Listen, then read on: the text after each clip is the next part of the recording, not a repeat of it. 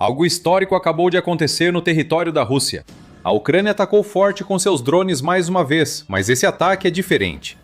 À primeira vista, parece mais um dos ataques de longo alcance que a Ucrânia já fez na Rússia. Mas esse é o ponto. É só mais um entre muitos. O que estamos realmente vendo aqui é o ponto de virada da guerra na Ucrânia. O poder mudou para as mãos da Ucrânia, já que ela tem todo o ímpeto junto com a estratégia perfeita para derrotar a Rússia. A Ucrânia se preparou para isso durante anos. Agora está valendo a pena. Para mostrar como fazemos, levamos você ao Oblast de Voronezh, na Rússia. Uma região russa que faz fronteira com Luhansk, na Ucrânia, e fica perto do Oblast de Kharkiv. Voronezh está a cerca de 150 quilômetros, ou 93 milhas das linhas de frente da guerra. Isso não faz diferença para a Ucrânia. Já faz algum tempo que não faz, pois ela vem atingindo alvos muito mais distantes do que isso, há vários anos. Em 29 de abril, a Ucrânia atingiu algo especial graças a um esforço coordenado, usando uma estratégia já aplicada há meses. Tudo começou com um helicóptero russo. O helicóptero estava em uma pista de pouso em Voronezh, junto a outros 3, para reabastecimento e inspeção pré-voo antes de outra missão na Ucrânia. Os pilotos já haviam feito isso várias vezes. Entre os 4, ao menos um era um Mi-28, helicóptero de ataque, e outro um Mi-17 de transporte. Esses são os tipos de recursos dos quais a Rússia depende para transportar tropas para a Ucrânia e abrir fogo contra qualquer um que tente detê-los. O reabastecimento em 29 de abril deveria ser só uma parada rápida, antes dos pilotos de helicóptero continuarem seu trabalho. Virou a data em que a Ucrânia fez um dos ataques mais espetaculares da guerra até agora. Enquanto helicópteros russos reabasteciam, drones ucranianos decolaram.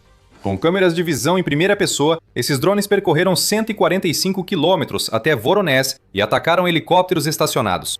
A Rússia não pôde fazer nada a respeito. O que deveria ser uma zona segura foi comprometido. As defesas aéreas falharam ou nem existiam, permitindo que os drones da Ucrânia se aproximassem um a um e acertassem em cheio. O comandante das forças de sistemas não tripulados da Ucrânia, Robert Brovdi, compartilhou com entusiasmo vídeos dos ataques. Os impactos atingiram a parte central traseira do compartimento do motor, contornando as pás do rotor principal. Como resultado desse ataque, pelo menos um especialista em manutenção de helicópteros foi morto após ser atingido pelo drone, compartilhou Brovdi em uma postagem no Telegram anunciando o ataque. O vídeo mostra como os drones da Ucrânia ficaram precisos. Para a Rússia, o custo do ataque foi imenso.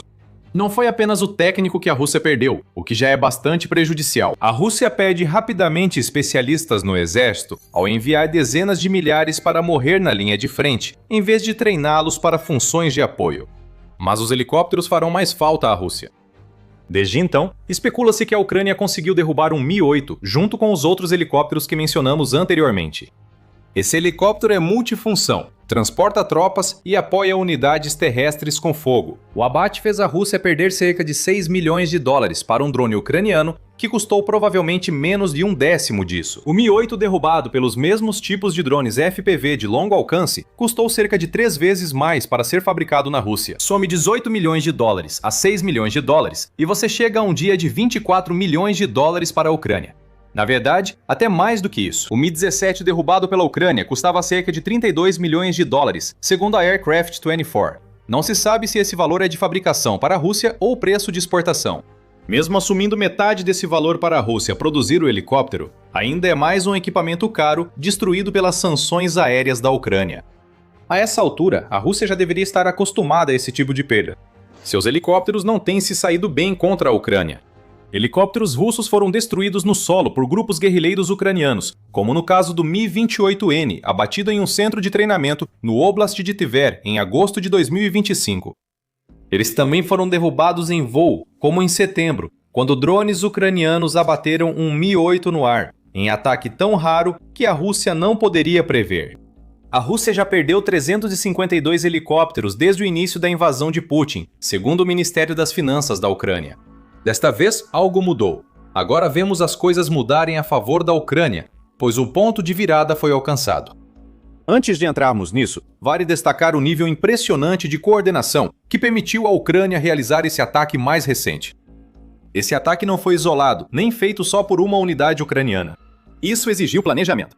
Para começar, os serviços de inteligência da Ucrânia tiveram que estar envolvidos. Você não simplesmente lança drones em uma pista de pouso a quase 160 km de distância, esperando que por acaso haja algo de valor para atacar. As unidades de drones da Ucrânia sabiam exatamente o que os helicópteros de reabastecimento da Rússia estavam fazendo e lançaram suas armas para que chegassem no momento perfeito para atacar. Não há nada que um helicóptero possa fazer para deter um drone quando está no chão e sendo reabastecido.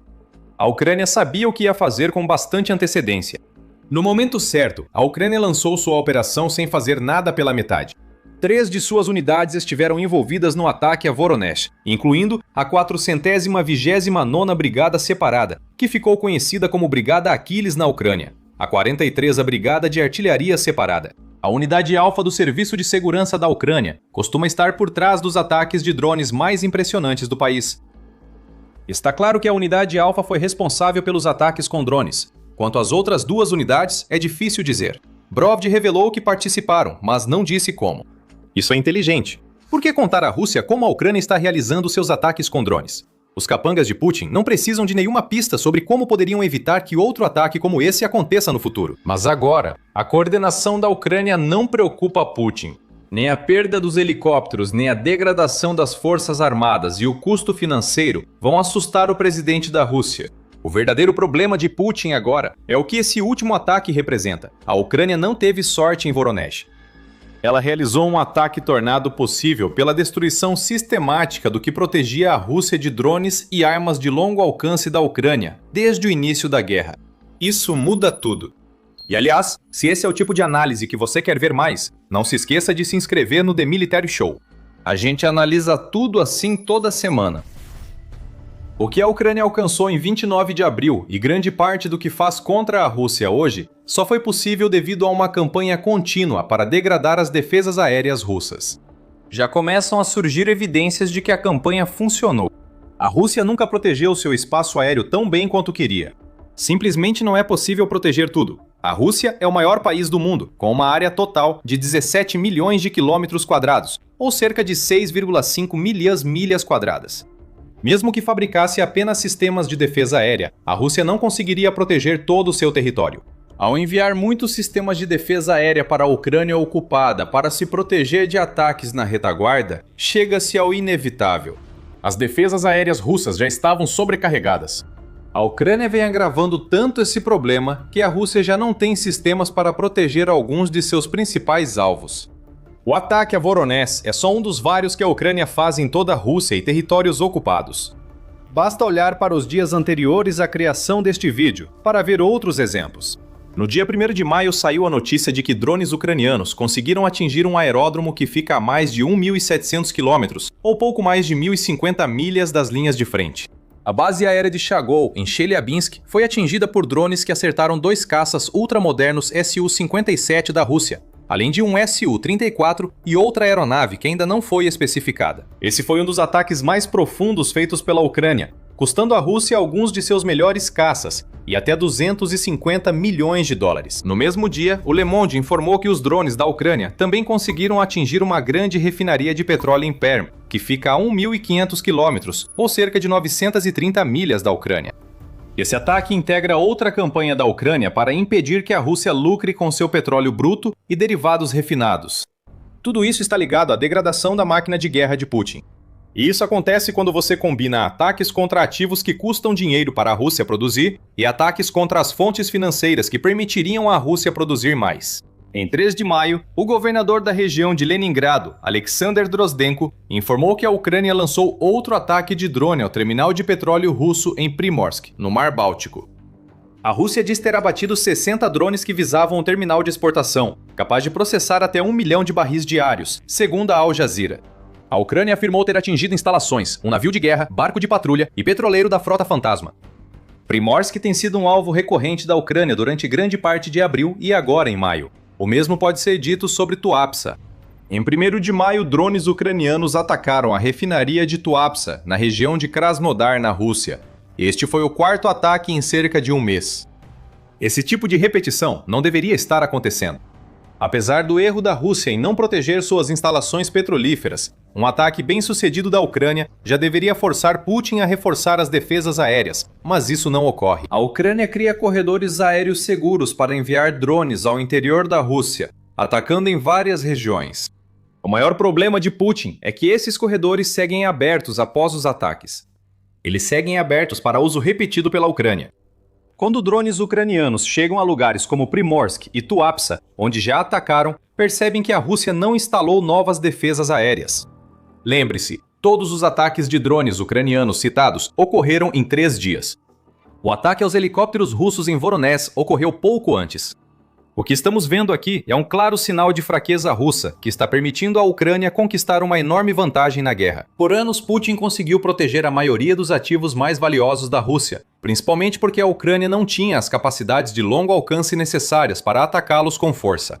Defesas aéreas sobrecarregadas bastaram nos primeiros anos da guerra. Em 2025, a Ucrânia intensificou ataques, como na campanha contra refinarias de petróleo russas, frequentemente atingindo a mesma refinaria diversas vezes em meses. No fim de 2025, a Ucrânia já havia atacado a infraestrutura petrolífera russa mais de 140 vezes, aumento superior a 50% em relação a 2024. O principal disso são os ataques da Ucrânia às defesas aéreas russas. Já sobrecarregadas, essas defesas estão esgotadas e há brechas na defesa aérea da Rússia. As brechas sempre existiram, é claro, mas essas brechas estão permanecendo abertas por mais tempo do que nunca e, em alguns casos, simplesmente nunca são preenchidas. Isso não é negligência de Putin, é necessidade. Rússia ficou sem defesas aéreas extras, obrigando Putin a priorizar o que proteger. A Ucrânia vem apertando o cerco das defesas aéreas há meses para criar essa situação. De acordo com o Kiev Independente, a Ucrânia realizou 492 ataques contra as defesas aéreas russas dentro da Rússia e nos territórios ocupados entre junho de 2025 e março de 2026. Esse número corresponde a quase 1/3 dos ataques verificados de médio e longo alcance da Ucrânia no período. O principal objetivo era destruir as defesas aéreas russas, e a Ucrânia não parou ao alcançar um ponto de virada na guerra de longo alcance. É isso que define um ponto de virada. É o momento crítico antes de tudo mudar. E agora a Ucrânia está focada em forçar essa mudança. Em 1º de maio, o Ministério da Defesa da Ucrânia informou que 25 sistemas russos de defesa aérea e radares foram destruídos em abril por ataques de médio alcance ucranianos. É quase um sistema por dia, e todos terão que ser substituídos por defesas aéreas vindas de outras partes da Ucrânia ou da Rússia, se Putin quiser manter o controle dos territórios ocupados. A Rússia enfrenta problemas com estoques. O comandante das Forças Armadas da Ucrânia, Oleksandr Syrskyi, afirmou em abril que a Rússia não possui mísseis antiaéreos suficientes contra drones ucranianos. A degradação está levando à devastação. E a Rússia não conseguirá construir rapidamente novos sistemas de defesa aérea e radares para repor o que perdeu. Se pudesse fazer isso, a Rússia não estaria nessa situação em primeiro lugar. Nada disso teria importância se a Ucrânia não aproveitasse a queda da defesa aérea russa com ataques de drones de longo e médio alcance. Mas ela aproveitou. Ela acompanhou a destruição das defesas aéreas russas com ataques constantes, possibilitados por uma busca incansável por armas melhores e mais potentes para atingir alvos de alto valor dentro da Rússia. O FP-9 é uma dessas armas. Fabricado pela Firepoint, o FP-9 é um míssil balístico maior que os Iskander russos e capaz de alcançar Moscou. A Ucrânia não deveria conseguir construir tal arma. Putin achava que o país entraria em colapso muito antes, mas a Ucrânia conta com o FP-9 chegando. A Ucrânia já preparou o terreno para que esse míssil destrua qualquer alvo que escolher na Rússia. Um ano eliminando defesa serviu para preparar o terreno. O FP-9, junto com os drones de longo alcance da Ucrânia, vai derrubar esses alvos. Além de melhorar seu arsenal de longo alcance, a Ucrânia está produzindo em massa. Em 30 de abril, a ABC News noticiou que a Rússia quebrou seu recorde de lançamento de mísseis e drones na Ucrânia. Segundo a Força Aérea Ucraniana, impressionantes 6.804 projéteis russos entraram no território ucraniano, superando o recorde anterior da Rússia de 6.600 estabelecido em março. Talvez você se pergunte por que mencionamos números mensais de drones e mísseis da Rússia ao falar das quantidades da Ucrânia. A resposta é simples. Nenhum mês recorde recente da Rússia supera o feito da Ucrânia em março. A Rússia se revelou. O Ministério da Defesa da Rússia disse que a Ucrânia lançou 7.347 drones contra a Rússia, que é o maior total mensal relatado por qualquer um dos países e equivale a uma média de 237 projéteis por dia. A Ucrânia ultrapassou a Rússia em uma das áreas-chave da guerra, e está conseguindo isso agora porque trabalhou durante meses para enfraquecer as defesas aéreas que poderiam parar seus drones. Com as defesas russas dispersas e destruídas, a Ucrânia pode atacar quase à vontade e está disposta a enviar enxames recordes para a Rússia, que serão seguidos por mísseis balísticos como o FP-9. Se você quer saber se a Ucrânia superou a Rússia em drones de longo alcance em abril, não sabemos. O Ministério da Defesa da Rússia ficou subitamente silencioso sobre os ataques da Ucrânia. Não surpreende. O Ministério já revelou demais em março e evita admitir publicamente que a Ucrânia lidera no longo alcance, mas também não precisa. As evidências são claras. Helicópteros destruídos em Voronezh, óleo queimando em Tuapse-Primorsk e caças destruídos em um campo de aviação russo, a mais de 1.400 quilômetros da Ucrânia. A Rússia já não consegue proteger seus ativos mais valiosos, tanto nos territórios ocupados quanto em seu próprio país. Tudo o que a Ucrânia precisa fazer agora é continuar pressionando. Cada defesa aérea destruída enfraquece um pouco mais a Rússia. Esta é a morte de uma defesa por 1000 cortes acontecendo em tempo real. Isso ocorre porque as defesas aéreas russas não conseguem se proteger contra os novos drones ucranianos. A Ucrânia segue uma estratégia clássica de supressão de defesa aérea, sem nada de novo.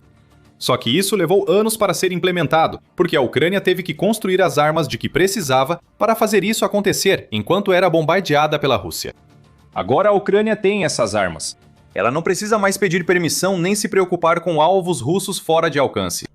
O que a Ucrânia quiser atingir, ela inevitavelmente vai destruir, e é por isso que o poder mudou de lado. As defesas aéreas russas continuarão desmoronando. Novos ataques ocorrerão conforme a Ucrânia amplia seus enxames de drones e utiliza mísseis balísticos no campo de batalha. Putin nunca previu nada disso, e agora ele não consegue ver uma maneira de impedir isso. Uma boa dose de sal foi jogada nas feridas russas.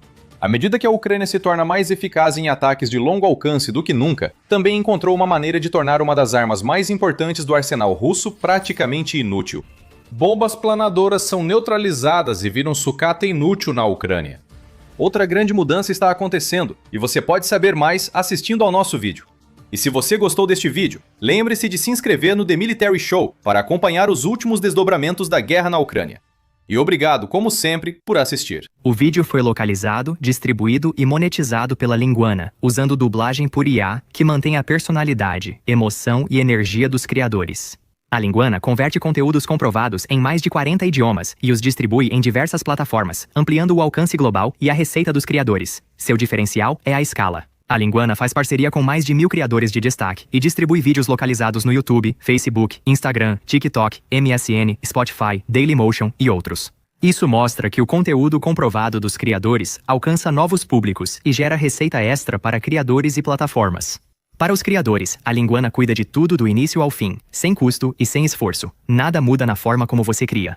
Você alcança e monetiza mais pessoas em diversos países, plataformas, serviços de streaming e canais fast. A Linguana adota um modelo de compartilhamento de receita, alinhando seu sucesso ao valor gerado para você. A Linguana oferece às marcas publicidade segmentada em larga escala, com inserções de anúncios dentro do vídeo com IA e inserções virtuais de produtos integradas a conteúdos multilingües, mantendo a voz do criador nas principais plataformas. A equipe global da Linguana está espalhada por Los Angeles, Nova York, Tóquio, Dublin, Amsterdã, Tel Aviv e Sófia. Se você é criador de conteúdo ou marca e quer crescer globalmente, acesse linguana.com.